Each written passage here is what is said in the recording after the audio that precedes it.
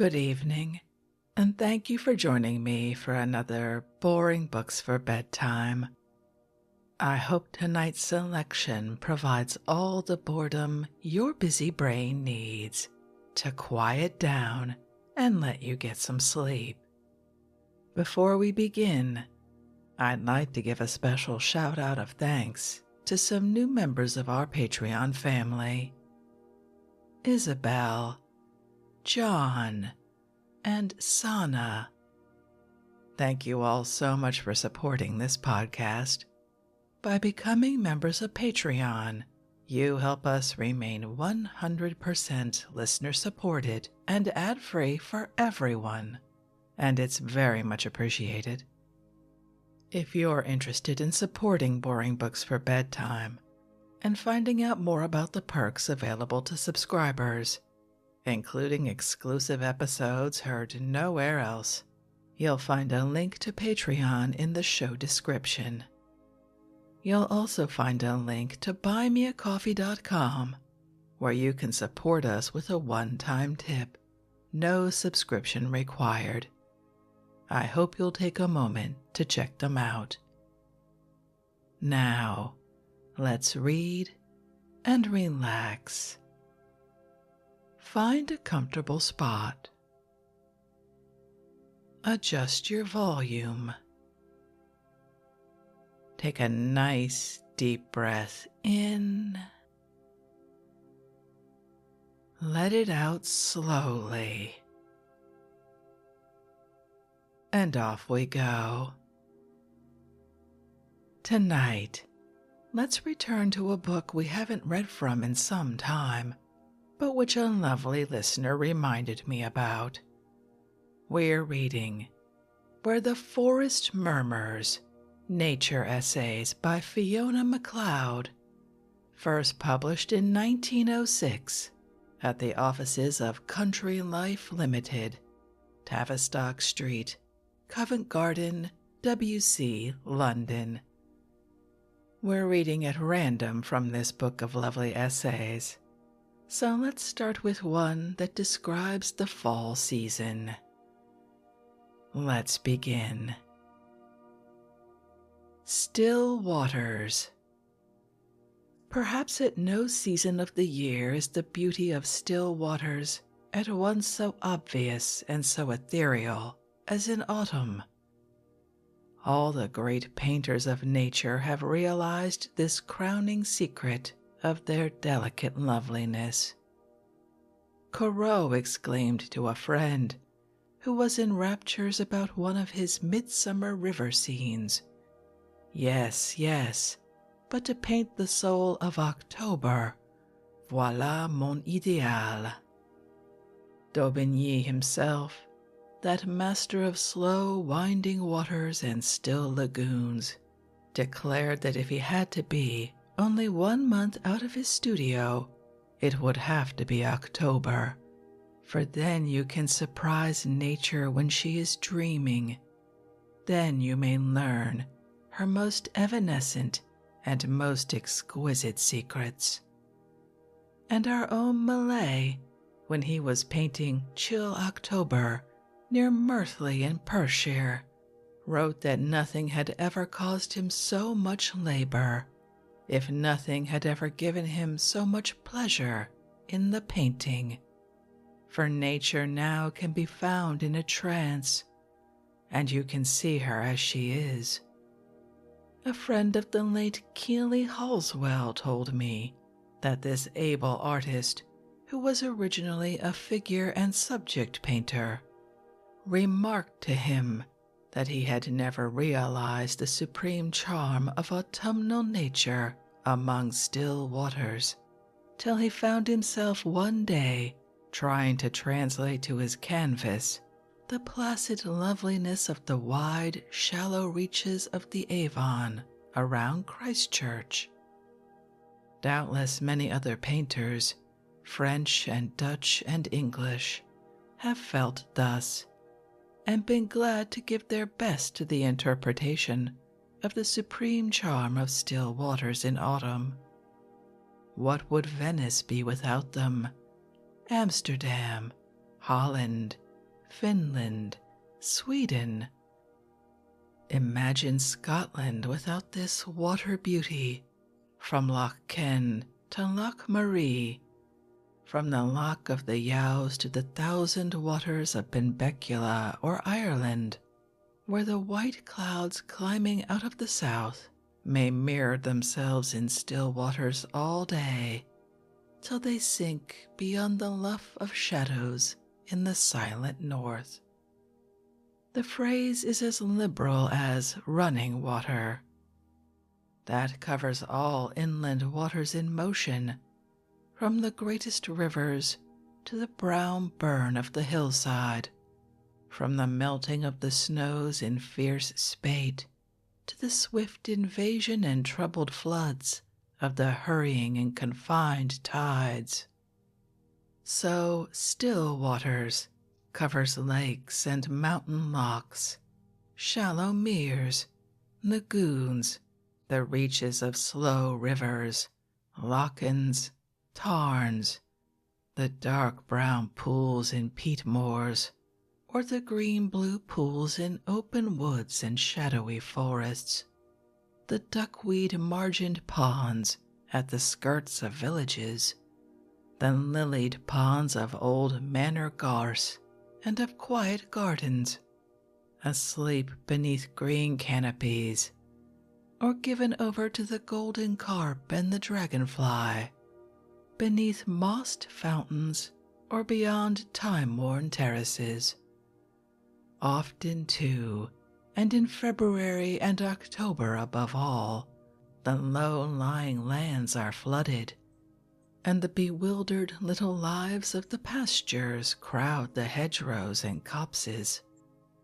Sometimes for days, motionless, these mysterious lake arrivals abide under the gray sky. Sometimes a week or weeks pass before they recede. The crow flying home at dusk sees the pale cloud and the orange afterglow reflected in an inexplicable mirror, where of late the gray-green grass and brown furrow stretched for leagues. The white owl, hawking the pastures after dusk, swoops so low on his silent wings that he veers upward from a ghostly flying image underneath, as a bat at sundown veers from the phantom of its purblind flight. Delicate haze, cloud-dappled serenity, and moonlight are the three chief qualities of beauty in the charm of still waters. It is a matter of temperament, of the hour and occasion also, no doubt, whether one preferred those where another dream world, that of human life, companions them in the ineffable suspense of the ideal moment, the moment where the superfluous recedes, and silence and stillness consummate the miraculous vision. Those moonlit lagoons of Venice, which become scintillating floods of silver or lakes of delicate gold, where the pole-moored Sandolo thrusts a black wedge of shadow into the motionless drift, while an obscure figure at the prow idly thrums a mandolin or hums drowsily a canzonetto d'amore. Those twilit canals where old palaces lean and look upon their ancient beauty, stilled and perfected in sleep. How unforgettable they are, how they thrill even in remembrance. In the cities of Holland, how at one are the old houses with the mirroring canals, in still afternoons, when quiet night warms the red wall and dwells on the brown and scarlet clematis in the cool violet and amber hollows of the motionless water, wherein the red wall soundlessly slips and indefinitely recedes, hiding an undiscovered house of shadow with silent, unseen folk dreaming out across invisible gardens. There are ancient towns like this in England also, as between Uppsala and Elsinore, to where old chateaux in Picardy guard the pollard marais, or deserted Breton manors stand ghostly at the forest end of untraversed meres. These have their charm, but have they for us the intimate and unchanging spell of the lakes and meres and other still waters of our own land? Nothing, one might think, could be more beautiful than to see in the Lake of Como the cypresses of Bellagio and the sloping gardens of Condenabia meeting in a new underwater wonderland, or to see Mont Blanc 40 miles away, sleeping in snow-held silence in the blue depths of Loch Lomond, or to see Pilatus and a new city of Lucerne, mysteriously changed and yet familiarly upbuilded among the moving green lawns and azure avenues of the Lake of the Four Cantons. And yet, leaning boulders of granite, yellow with lichen and gray with moss, and deep-based among swards of heather and the green nomad bracken, will create a subtler magic in the brown depths of any highland loch. There is a subtler spell in the solitary tarn, where the birch leans out of the fern and throws an intricate tracery of bough and branch into the unmoving wave, where the speckled trout and the speckled mavis meet as in the strange companionship of dreams. Enchantment lies amid the emerald glooms of pine and melancholy spruce, when a dream-world forest underneath mirrors the last sunset gold on bronze cones and enfolds the one white wandering cloud, miraculously stayed at last between two columnar green spires, flawless as a sculptured jade. Is this because in the wilderness we recover something of what we have lost, because we newly find ourselves as though surprised into an intimate relationship of which we have been unaware or have indifferently ignored?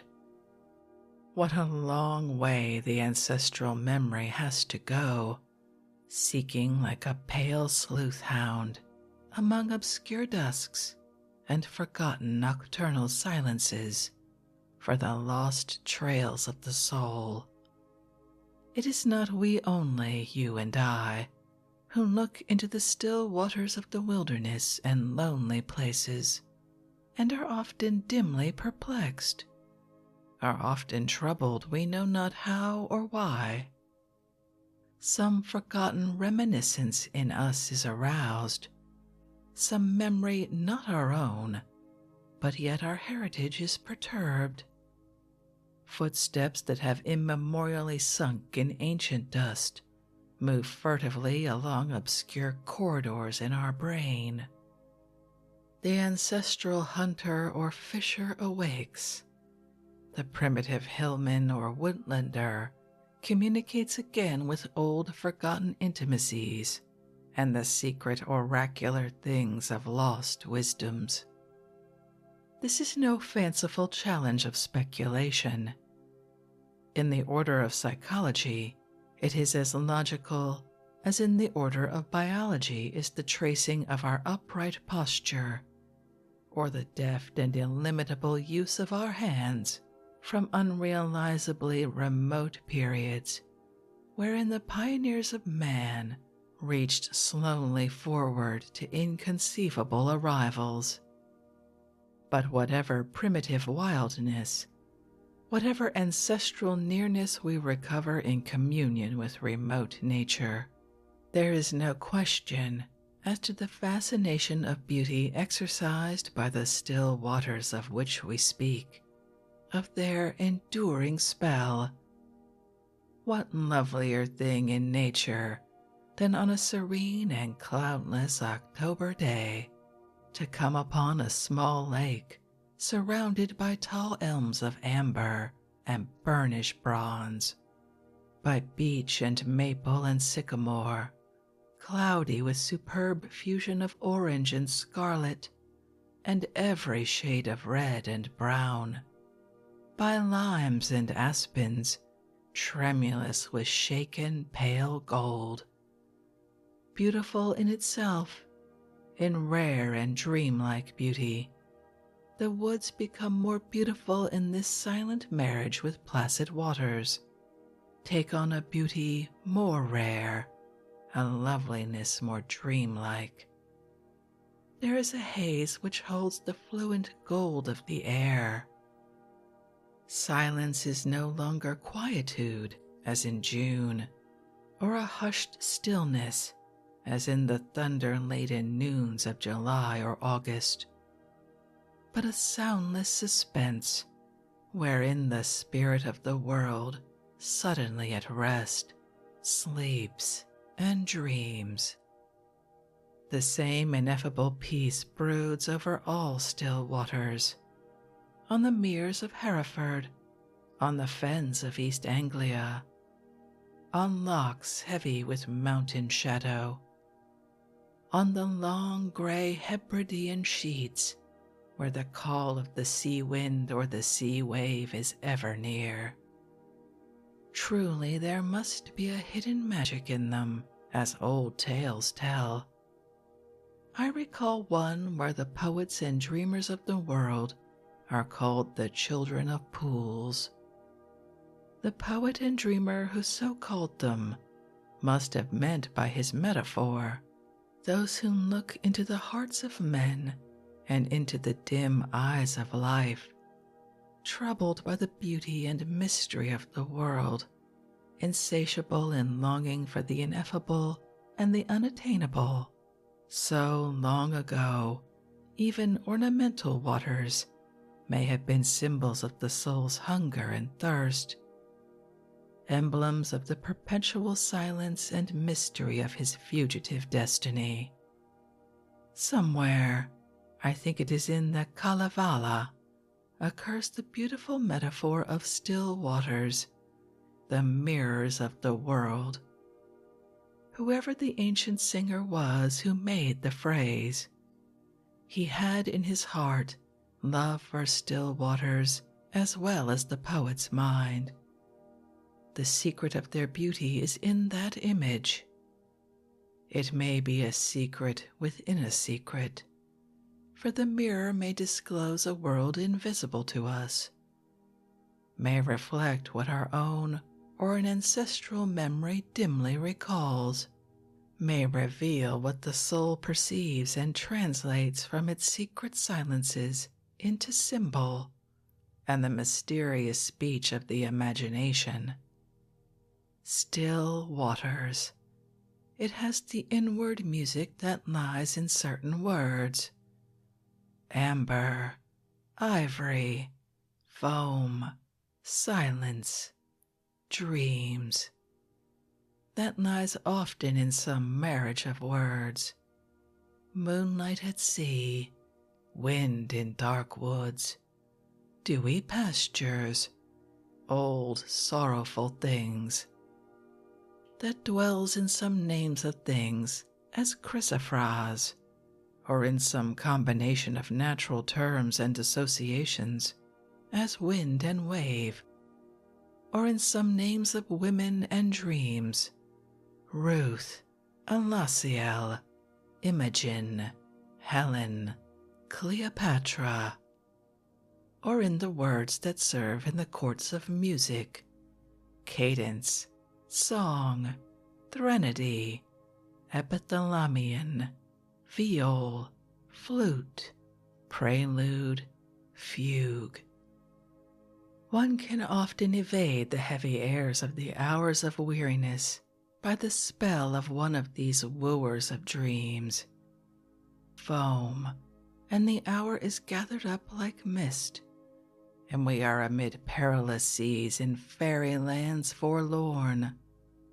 Wind and the noises of the town are like the humming of wild bees in old woods, and one is under ancient boughs, listening or standing solitary in the dusk by a forlorn shore, with a tempestuous sea filling the darkness with whispers and confused rumors and incommunicable things. Ruth and sorrow and exile are become loveliness. Helen and that immemorial desire is become our desire, and that phantom beauty is become our dream and our passion. Still waters. Surely through that gate the mind may slip away from the tedious and unwelcome, and be alone among forests where the birch leans and dreams into an amber-brown pool, or by a mountain lake where small white clouds lie like sleeping birds, or on moonlit lagoons where the reed and the reed's image are as one, and the long mirrors are unshaken by any wandering air, unvisited but by the passing soundless shadows of traveling wings. The Pleiad month. From the Persian shepherd to the shepherd on the hills of Argyle, in a word, from the remote east to the remote west, November is known in kindred phrase as the Pleiad month.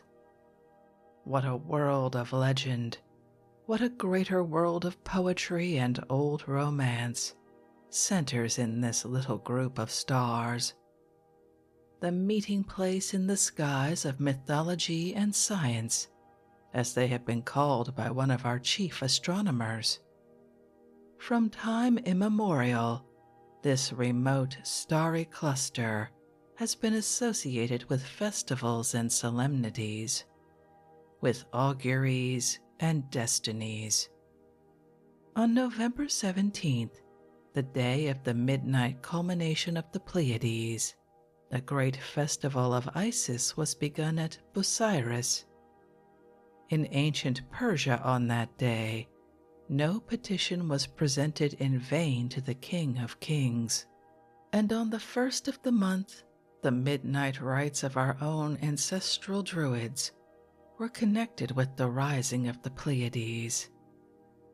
Today, the South Sea Islanders of the Society and Tonga Isles divide the year by their seaward rising and setting. The Matari-i-Ina, or season of the Pleiades above, begins when in the evening this stellar group appears on the horizon, and while they remain above it. The Matari-i-Raro, or season of the Pleiades below, begins when after sunset they are no longer visible, and endures till once again they appear above the horizon. The most spiritual and the most barbaric races are at one in considering them centers of the divine energy. The Hindus imagine them as flame, typical of Agni, god of fire, the creative energy. The several Persian words, from the ancient Parv or the Parur of Hafiz, or the Parwin of Omar Khayyam, derive from Peru, a word signifying the begetters. And we know that the Greeks oriented to them, or to their Lucida, not only the first great temple of Athena on the Acropolis, but its successor 400 years later, the Hecatompedon of 1150 BC, and 700 years later, the Parthenon on the same site. The great shrine of Dionysus at Athens, the still earlier Asclepion at Epidaurus, and the temple of Poseidon at Sunium looked towards the Pleiades at their setting.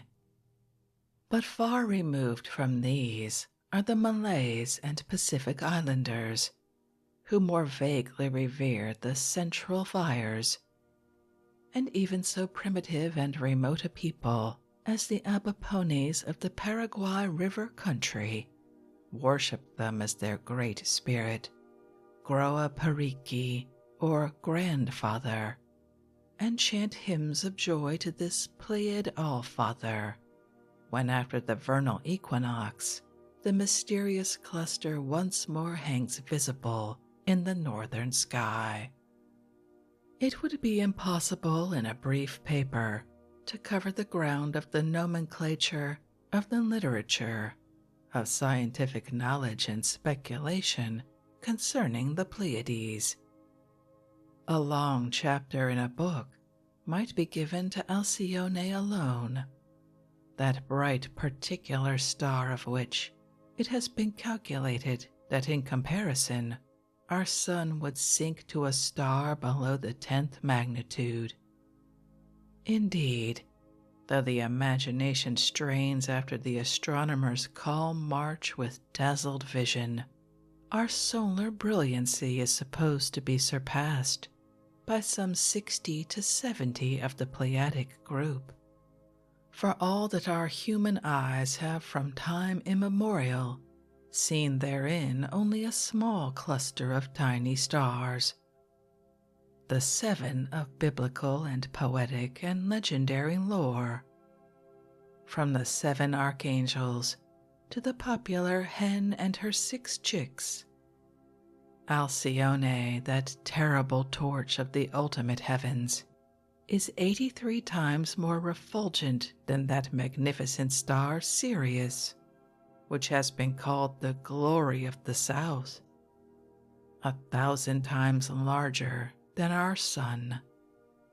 I do not know how Merope and Taygeta, Calino and Atlas are, but Maya, that shaking loveliness of purest light, has been calculated to be 400 times larger than the sun, and Electra about 480 times larger. When one thinks of this mysterious majesty, so vast that only the winged imagination can discern the illimitable idea, all words fail.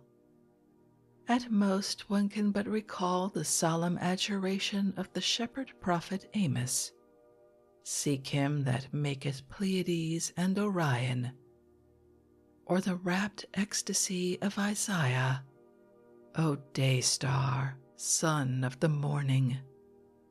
A Gaelic poet has called them the Lords of Water, saying, though under different names from the Gaelic mythology, that Alcyone controls the seas and the tides, that Electra is mistress of flood, the Taygeta and Merope and Atlas dispense rains and augment rivers and feed the well springs, and that Maya's breath falls in dew. The detail is fanciful. The central thought is in accord with legend and old wisdom. I do not know how far back the connection of the Pleiades with water, particularly rains and the rising of rivers, has been traced. It runs through many ancient records. True, in one place, Hesiod speaks of retreating from the burning heat of the Pleiades, and mention has already been made of the Hindu association of them with flame. But Hesiod's allusion is a seasonal trope, and natural to one living in a warm country, where the coming of the autumnal rains coincides with days of sweltering closeness and heat.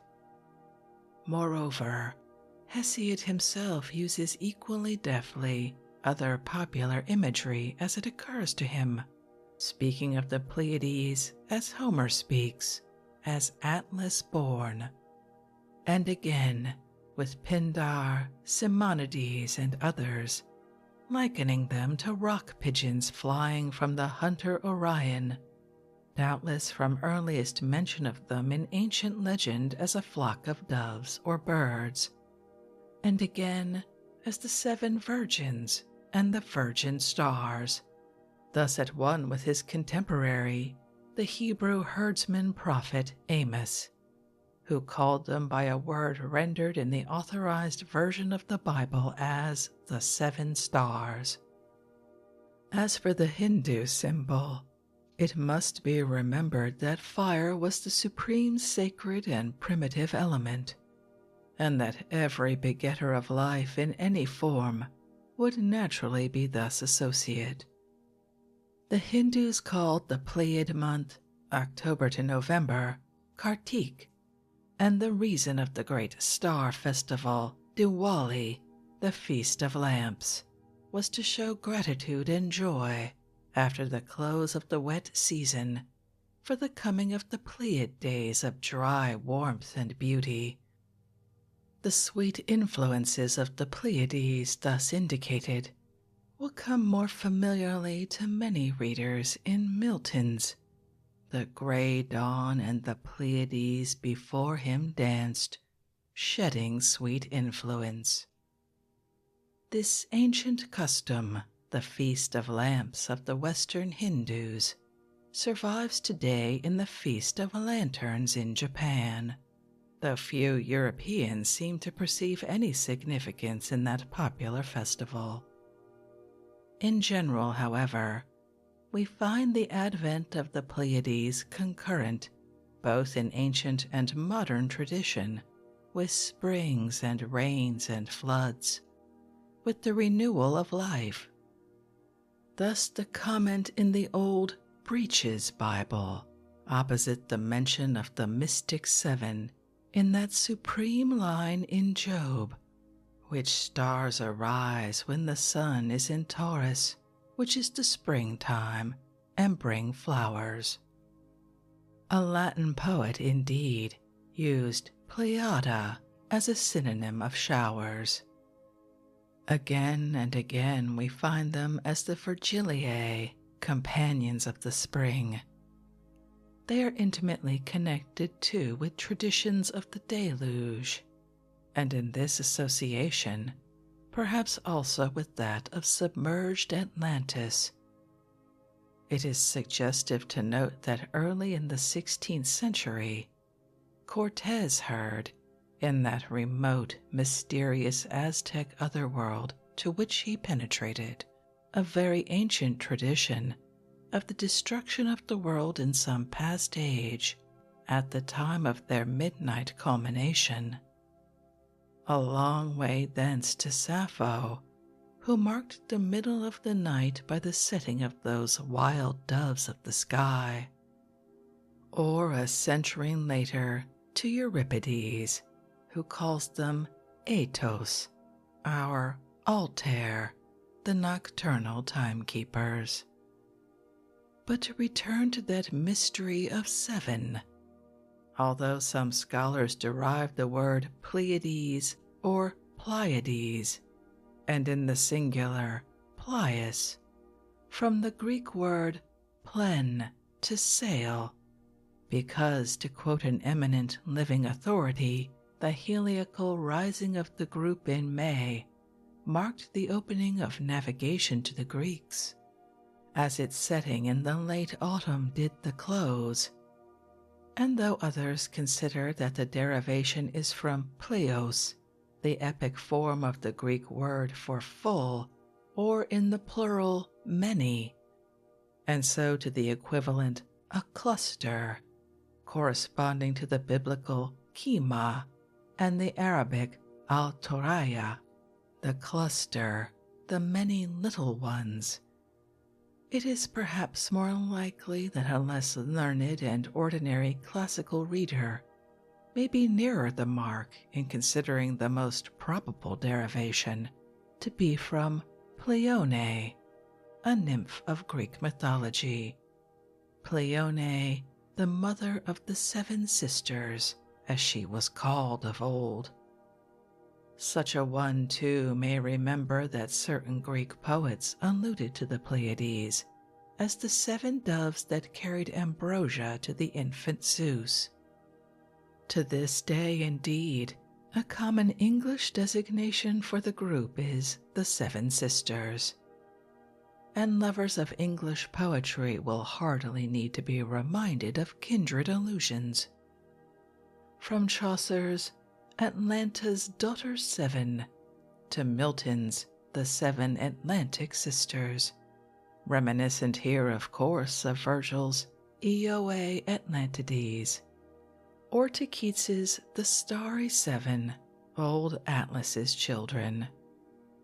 The medieval Italians had the 7 doves again, Sette Palomiele, and today their compatriots speak of the 7 dovelets. It would be tiresome to go through the popular Pleiad nomenclature of all the European races, and a few instances will equally indicate the prevalence, since the Anglo-Saxon si funstere. Miles Coverdale, in the first complete English Bible, comments on the passage in Job. These 7 stars, the clock hen with her chickens. And today in Dorset, Devon, and other English counties, the hen and her chickens is a popular term, as it is, in effect, with the Wallachians. And indeed, with or without the number 7 throughout Europe. The long continuity and vast range of this association with 7 may be traced from the ancient Celtic, the 7 hounds, to the still more ancient 7 beneficent sky spirits of the Vedas and the Zendavesta, or to the again more ancient 7 sisters of industry of remote Chinese folklore. This feminine allusion in presumably the oldest mention of a popular designation for the Pleiades is the more singular from the kindred thought of the Roman writer Manilius. The narrow, cloudy train of female stars, i.e., no doubt, Pleione and her daughters. Nor again is it possible to record the many picturesque or homely Pleiad designations, ancient and modern, in literature and folklore. What range indeed to cover, since we should have to go back to 2,000 years BC to recover that fine name, General of the Celestial Armies. It would be tempting to range through the poets of all lands.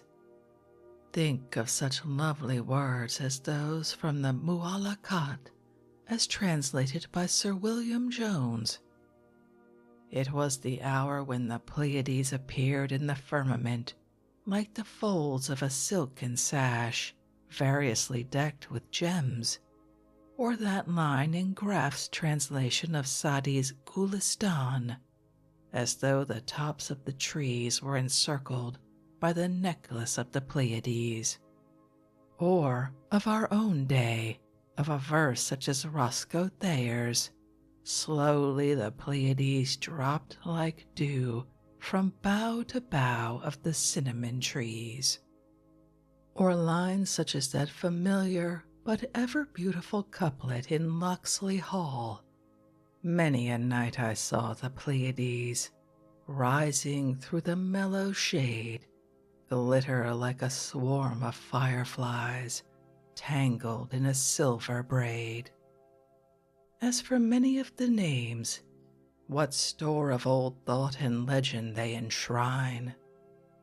Seaman's stars our own King Jamie called them, after the popular use. The Finns called them the sieve, and the Provençals the mosquito net, and the Italians the battledore. With the nomad Arabs they are the herd of camels. People so apart as the ancient Arabians, the Algerian Berbers of today, and the Dyaks of Borneo have placed in them the seat of immortality. races as widely severed as the Hebridean Gaels, and certain Indian tribes have called them the Dancers. To the Solomon Islanders, they are a group of girls, and the Australian Aborigines thought of them as young girls playing to young men dancing. There is perhaps no stranger name than our Gaelic Cranachan, that is, the baker's peel or shovel, from an old legend about a baker and his wife and 6 daughters, itself again related to a singular cuckoo myth. But an end to this long disquisition from starry notes. In a later chapter, too, I propose to write of winter stars, and the Great Bear, and Orion, and the Milky Way. And I must take warning in time to condense better and write more soothly, as Chaucer has it. So now let me end with a quotation from Mr. Darcy Thompson's preface to his Greek Birds, to which I have alluded in a footnote. As the white doves came from Babylon, or the Meleagrian birds from the further Nile, so over the sea and the islands came Eastern legends and Eastern names, and our Aryan studies must not blind us to the presence in our tongue of these immigrants from Semitic and Egyptian speech, or from the nameless and forgotten language that was spoken by the gods. Food for thought there, and in many of the other unalluded to clues of old forgotten faiths and peoples for the Pleiad month. What ages, what rise and fall of kingdoms and great empires, since the Arabian shepherd looked up from the illimitable desert and called this dim cluster, this incalculable congregation of majesty and splendor, Al-Najim, the constellation, since the first wandering Bedouins halted in the moonlit Sahara to bow before Al-Wasat, the central one, since the poets of the Zenda Vesta hailed the overlordship of the Holy Seven, and still they rise and set, changeless, mysterious. Still the old wonder, the old reverence lives, for not long ago I heard a tale told by a Gallic storyteller who spoke of the Pleiades as the 7 friends of Christ, and named them newly as love, purity, courage, tenderness, faith, joy, and peace.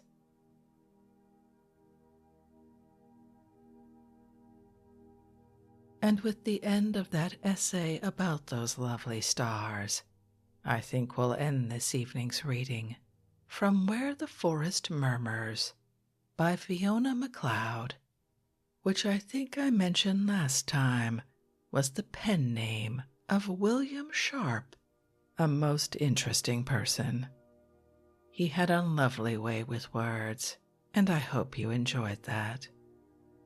If you'd like to read this work for yourself, as always, you'll find a link to a free ebook from Project Gutenberg in the show description.